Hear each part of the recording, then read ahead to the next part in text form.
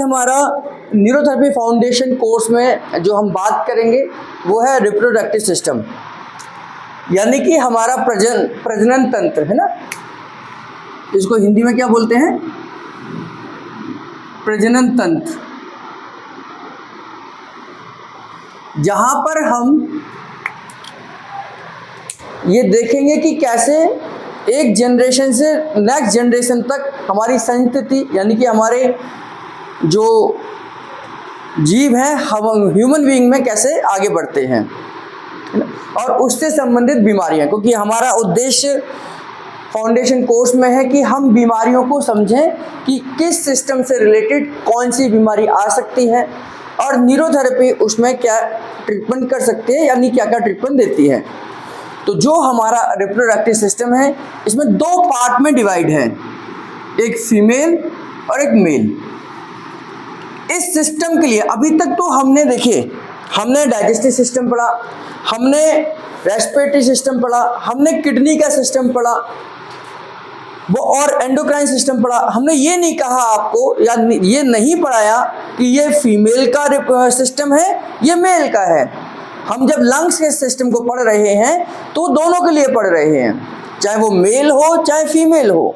हम हार्ट के सिस्टम को पढ़ रहे हैं तो दोनों के लिए पढ़ रहे हैं, है ना, चाहे वो हार्ट मेल का हो चाहे वो हार्ट फीमेल का हो।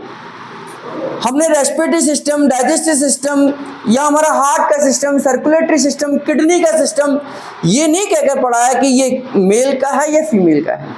लेकिन रिप्रोडक्टिव सिस्टम हमारे यहाँ पर यानी कि ह्यूमन बॉडी में फीमेल का अलग है और मेल का अलग है।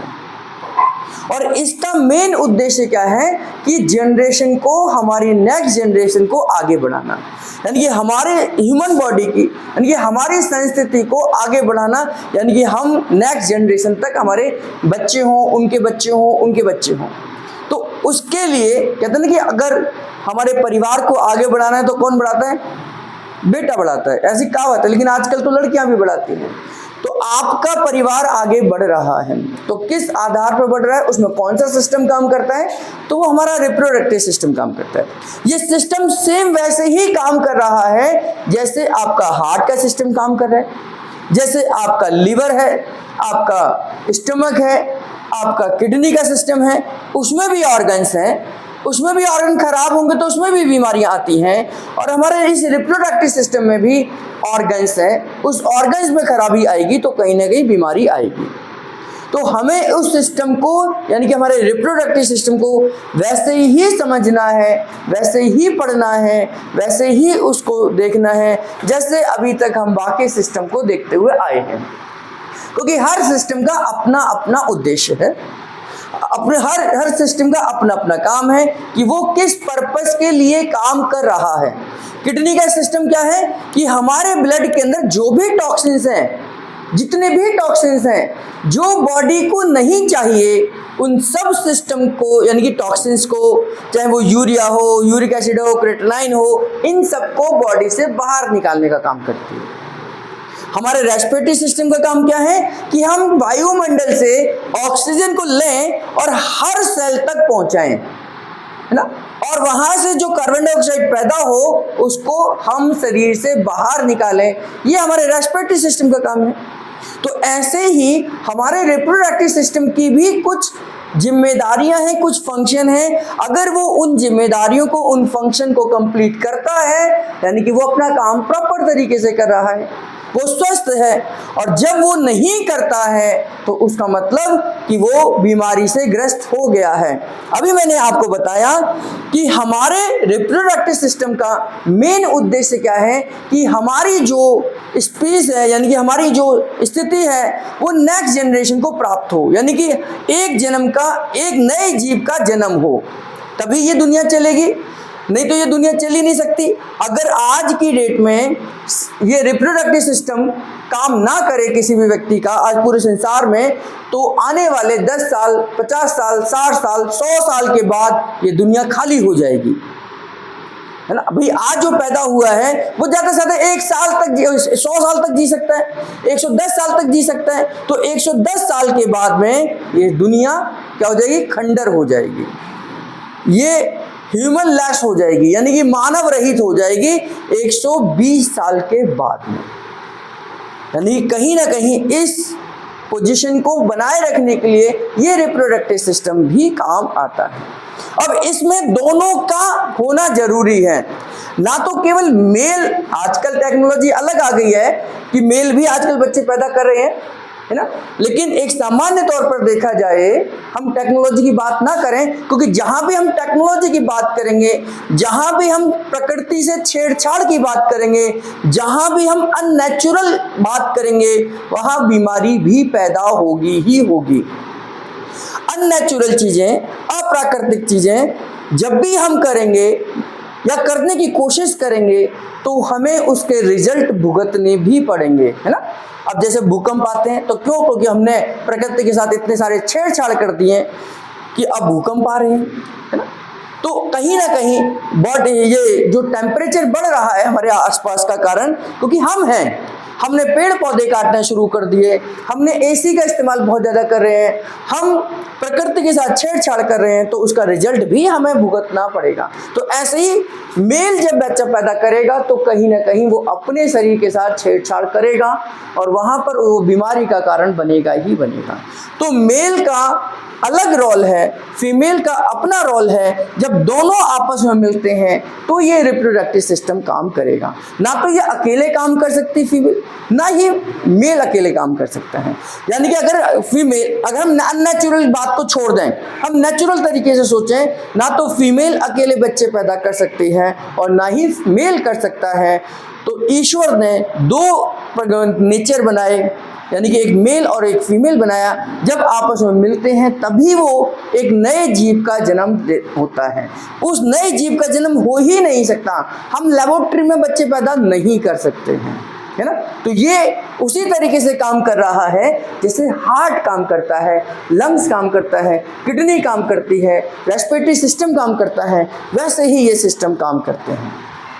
जहां जिसके अंदर खराबी आएगी वहां पर वो बीमारी बनेगी। जैसे अगर मेल का रिप्रोडक्टिव सिस्टम का मेन फंक्शन है कि ये स्पर्म को पैदा करता है, यानी कि स्पर्म की उत्पत्ति करता है ना, क्योंकि यहाँ से ओवा निकलता है, अंडा निकलता है, यहाँ से स्पर्म निकलता है। जब आपस में ये मिलते हैं तो जायगोट बनता है ना, जायगोट बनता है। तो यहाँ से स्पर्म प्लस ओवा आपस में मिलकर जायगोट बनाते हैं। यहाँ पर स्पर्म ना बने तो बीमारी हो जाएगी, है ना। यहाँ पर अगर स्पर्म ना बने उसके लिए भी दो चीज़ें, क्वालिटी और क्वांटिटी जरूरी है। यानी कि क्वालिटी में बनने चाहिए और क्वांटिटी में बनने चाहिए। अगर हम बात करें तो हमें मान लीजिए 33 करोड़, है ना, या 33 करोड़ या 30 करोड़ स्पर्म की उत्पत्ति एक बार में होती है। तो उन 33 करोड़ या 30 करोड़ स्पर्म हमें चाहिए ही चाहिए।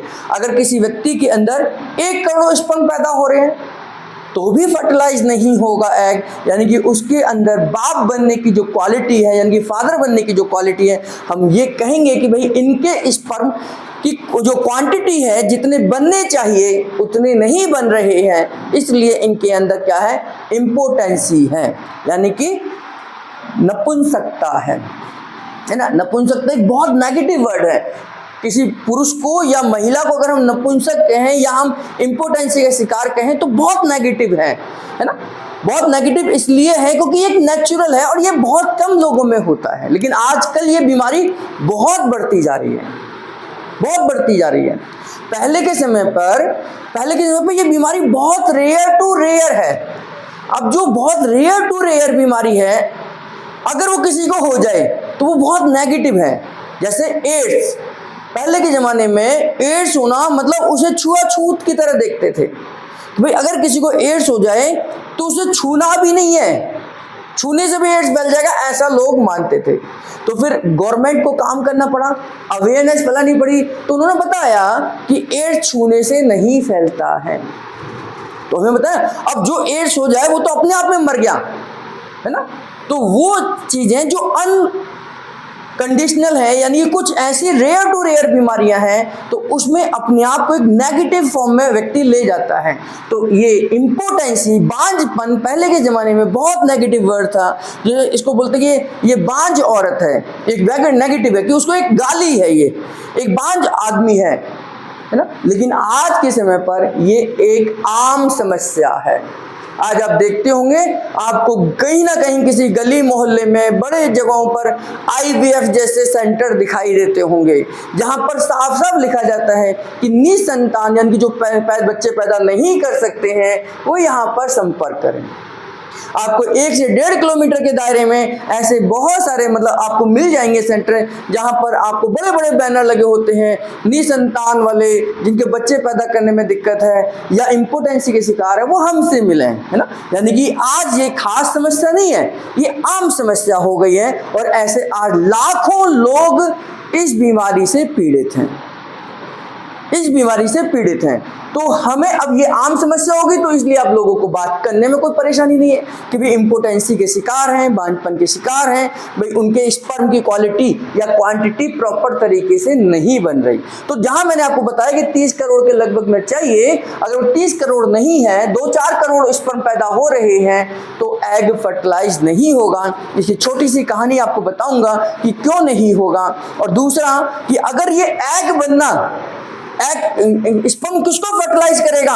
एग को फर्टिलाइज करेगा। तो जब एग ही नहीं बनेगा, प्रॉपर एग नहीं बनेगा, प्रॉपर शेप में नहीं बनेगा, तो फर्टिलाइज किसको करेगा? और तो जब फर्टिलाइज ही नहीं होगा तो वहां पर बच्चे की उत्पत्ति कहां से होगी? एक नए जीव की उत्पत्ति कैसे होगी? क्योंकि यहाँ का स्पर्म, यहाँ का ओवा जब आपस में मिलते हैं तो एक नए जीव के जन्म की कल्पना की जाती है, यानी कि एक नए जीव का एक जन्म होता है।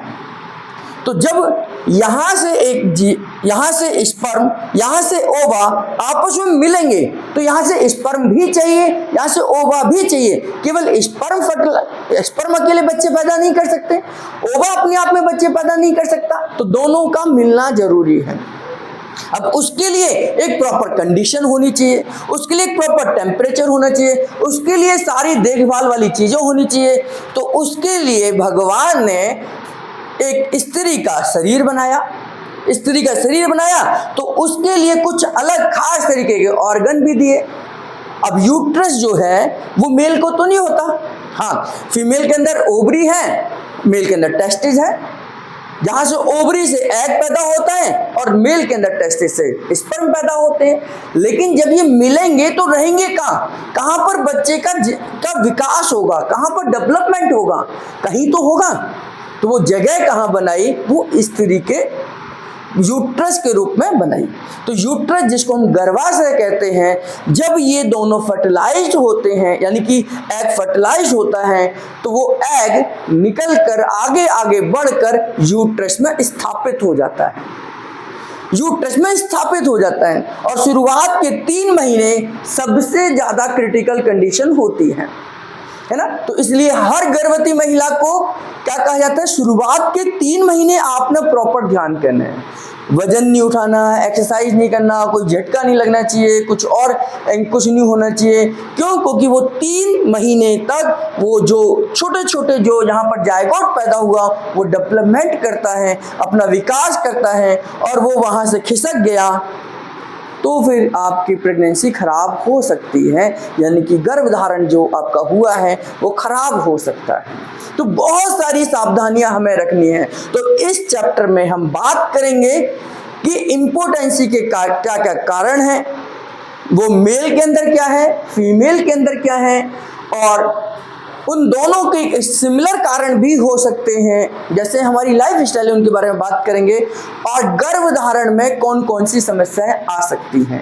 यानी कि वो फर्टिलाइज तो हो गया, लेकिन अब उसका प्रॉपर डेवलपमेंट कहाँ होगा?